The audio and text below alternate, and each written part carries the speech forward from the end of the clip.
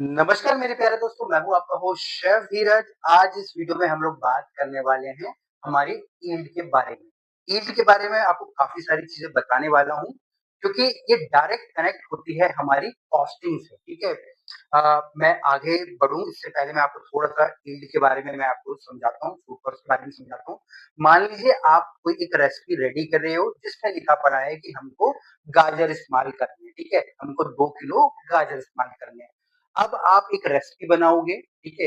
एक रेसिपी बनाओगे तो उसमें आपने जो भी गाजर यूज़ करी आप लिख दोगे, 2 किलो गाजर। बट अगर एक्चुअल में अगर आप देखोगे तो उसके अंदर बहुत सारी वेस्टेजेज़ होंगी उनके छिलके के रूप में। अगर आप गाजर का जूस निकाल रहे हो तो आपका जो गूदा है वो वेस्ट होगा।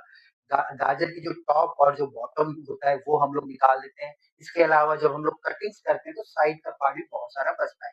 क्योंकि रेसिपी के अनुसार हम लोग उस रॉ मटेरियल को यूज़ कर रहे होते हैं।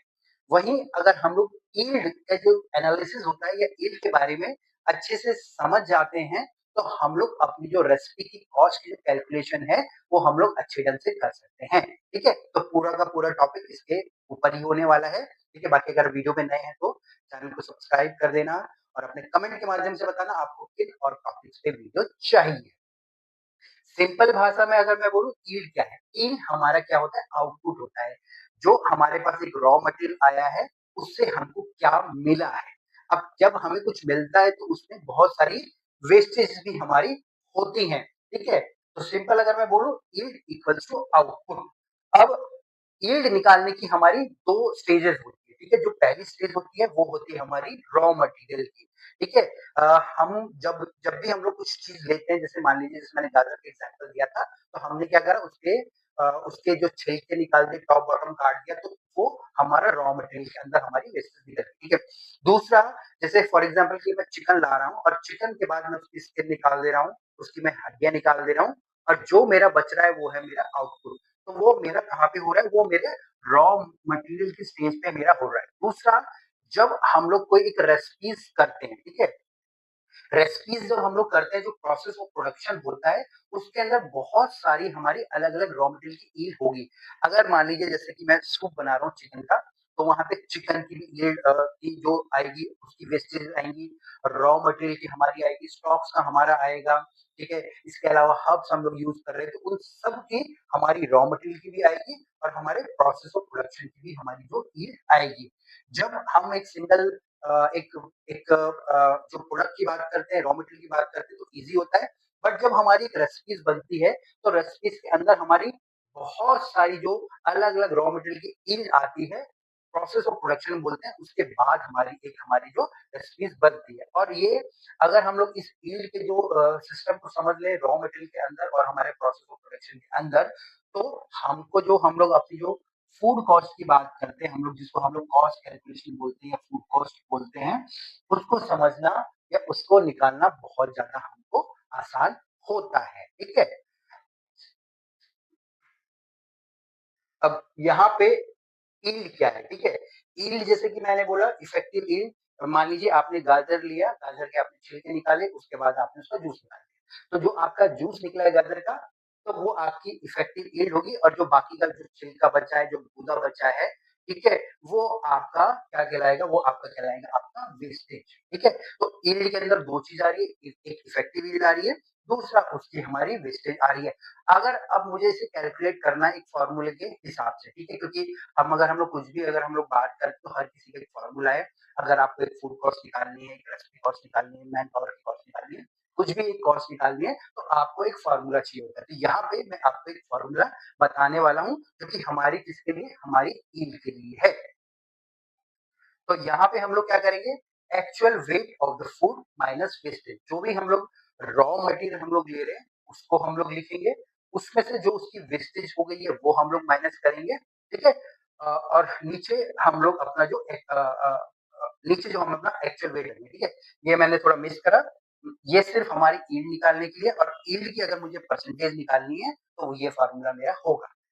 Actual weight of the food minus wastage, जिससे कि मेरी जो इफेक्टिव यील्ड निकल जाएगी ये वाली।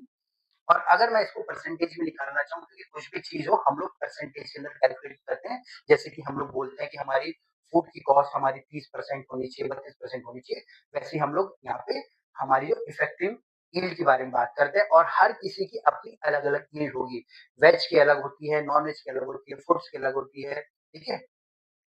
और अगर मेरे को इसको अपने परसेंटेज में निकालना है तो मैं क्या करूँगा, यहाँ पे मैं यील्ड लिखूँगा, उसको मैं 100 से मल्टीप्लाई करूँगा और जो एक्चुअल वेट है उससे मैं उसको डिवाइड कर दूँगा। यहाँ पे एक मैंने पहले ही एक एग्ज़ाम्पल बना के रखा है, ठीक है? अब मैं बोलता हूँ मेरे पास जो वाटरमेलन है, तरबूज है, लगभग 1 किलो है। 1 किलो का मतलब मेरा क्या होता है यहाँ पे 1000 1000 ग्राम्स, ठीक है? अब इसकी मुझको क्या निकालनी है, मुझे यील्ड निकालनी है और यील्ड की परसेंटेज निकालनी है। अब मैं क्या करूँगा, मैं उसको पील कर दूँगा, उसका जो छिलका होता है, मैं उसको निकाल दूँगा, ठीक है? अब जो छिलका मैंने निकाला, उसका जो वेट हुआ मेरा यहाँ पे 300 ग्राम, ठीक है? 300 ग्राम मैं बोलता हूँ, ठीक है? जो जनरली इतना ही लगभग होगा। तो अभी अगर इसको मेरे को यील्ड निकालनी है तो मैं क्या करूँगा, मेरे 1000 ग्राम से मैंने 300 ग्राम इसको माइनस कर दिया। तो लगभग यहाँ पे मेरे पास कितना आया, मेरे पास 700 ग्राम मेरे पास आ गया, जो कि इसकी यील्ड है यहाँ पे, ठीक है? तो ये यील्ड मेरी आ गई। अब मुझे यील्ड की अगर परसेंटेज निकालनी है, तो मैं क्या करूँगा, ठीक है? यील्ड की परसेंटेज, तो यहाँ पे यील्ड इंटू 100 और एक्चुअल वेट। तो यहाँ पे मेरे पास क्या है, यहाँ पे मेरे पास है 700, 700 कहाँ से आया? 1000 माइनस 300, जो टोटल वेट था और जो उसका छिलका निकालने के बाद, ठीक है? जो ये मेरी एक्चुअल में इफेक्टिव यील्ड होगी इंटू 100 और 1000 जो मेरा इसका एक्चुअल वेट था। तो यहाँ से ये कटा, ठीक है? तो मेरा कितना बच गया 70। तो जो इसकी यील्ड है मेरे पास तरबूज की वो है मेरी 70%, ठीक है? तो ये मेरा 1 किलो के हिसाब से था। अगर मैं इसको 1000 किलो भी करना है तो मैं तब भी कर सकता हूँ। मुझे 5000 किलो करना है तब भी मैं कर सकता हूँ। तो ये मेरे पास एक प्रकार से मेरा फ़ॉर्मूला हो गया, मेरे यील्ड को निकालने का। ये मैंने एक सिंगल इंग्रीडिएंट को लेके करा है। जब आप रेसिपीज़ पे आते हैं तो आपको मल्टीपल तरीके से करना इसको पड़ेगा, ठीक है? होपफुली आपको जो ये यील्ड है, यील्ड के बारे में आपको अच्छे से समझ आ गया होगा कि यील्ड को कैसे एनालाइज़ करते हैं, क्योंकि यील्ड के अंदर आपकी वेस्टेजेस भी होती है और आपका जो इफेक्टिव यील्ड भी होती है, ठीक है? बाकी ये अगर आपको कुछ समझ नहीं आया है या आप और एग्ज़ाम्पल चाहते हो, आप मुझे कमेंट के माध्यम से ज़रूर बताइएगा। बाकी कुछ और नए टॉपिक्स पे वीडियो चाहिए तब भी मुझे कमेंट से ज़रूर बताइएगा। फिर मिलेंगे नए वीडियो में, तब तक के लिए जय हिंद।